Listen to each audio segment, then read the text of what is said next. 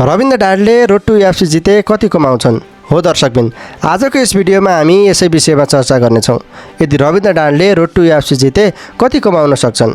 यदि तपाईहरू पनि हाम्रो च्यानलमा नयाँ हुनुहुन्छ भने हामीलाई फलो अथवा सब्स्क्राइब गर्न भने नबिर्सिनुहोला। सँगसँगै हामीसँग युट्युब, फेसबुक र टिकटकमा समेत जोडिन सक्नुहुनेछ।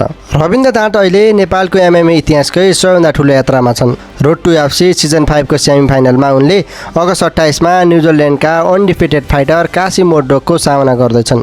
रविन्द्रको प्रोफेसनल रेकर्ड 8-1 को छ भने मोडरोग 8-0 को रेकर्ड सहित आएका छन्। तर अहिले सबैभन्दा ठुलो प्रश्न छ, रविन्द्र ढाडले रोड टु UFC जिते भने कति कमाउँछन्? रोड टु UFC को मुख्य आकर्षण केवल टुर्नामेन्ट जित्नु होइन, टुर्नामेन्ट च्याम्पियन बन्ने फाइटरले UFC कन्ट्र्याक्ट पाउने अवसर पनि हो। तर रविन्द्रको सम्भावित UFC कन्ट्र्याक्टको एक्स्ट्रा रकम UFC ले अहिलेसम्म सार्वजनिक गरेको छैन। त्यसैले सामाजिक सञ्जालमा देखिने कुनै निश्चित रकमलाई उनको कन्फर्म अर्निङ हो भनेर भन्नु सही हुँदैन। अघिल्ला UFC कन्ट्र्याक्ट र रोड टु UFC विनर सम्बन्धी सार्वजनिक रिपोर्ट हेर्दा नयाँ UFC फाइटरको कन्ट्र्याक्टमा सो मनी र विन बोनस हुने गरेको देखिन्छ। उदाहरणका लागि $23,000 सो मनी र $23,000 विन बोनसको स्ट्रक्चर केही UFC फाइटरमा देखिएको छ। तर यस्तो रकमलाई रविन्द्रको निश्चित कन्ट्र्याक्टको रकम हो भन्न मिल्दैन।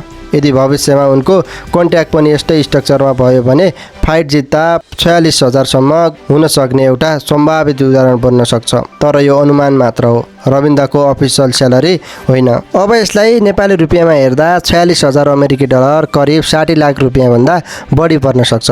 एक्सचेन्ज रेट अनुसार रकम केही फरक हुन सक्छ, तर यो रकमबाट tax, management fee, training expenses तथा अन्य खर्चहरू काट्न सक्छ। त्यसैले हातमा आउने वास्तविक रकम यही हुन्छ भन्ने हुँदैन। अझ महत्त्वपूर्ण कुरा, UFCमा कन्ट्र्याक्ट पाएपछि कमाइ केवल बेसिक स्यालेरी र विन बोनसमा सीमित हुँदैन।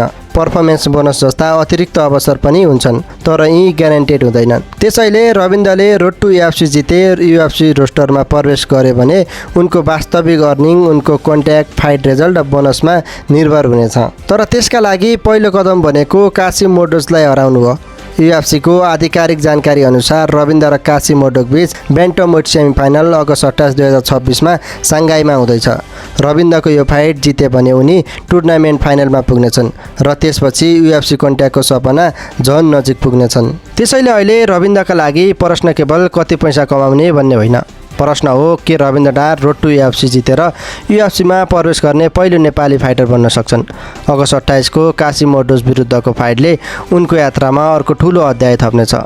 नेपालबाट UFC सम्मको यात्रामा रविन्द्र ढाडलाई सपोर्ट गरौँ। तपाईहरूलाई आजको भिडियो कस्तो लाग्यो? आफ्नो प्रतिक्रिया कमेन्टमा लेख्न पनि नबिर्सिनुहोला। तपाईहरू पनि हाम्रो युट्युब, फेसबुक र टिकटकमा जोडिन सक्नुहुनेछ। र फेरि हामी अर्को भिडियोमा भेट्नेछौँ। त्यतिसम्मको लागि बिदा हुन्छौँ। हस्त, धन्यवाद।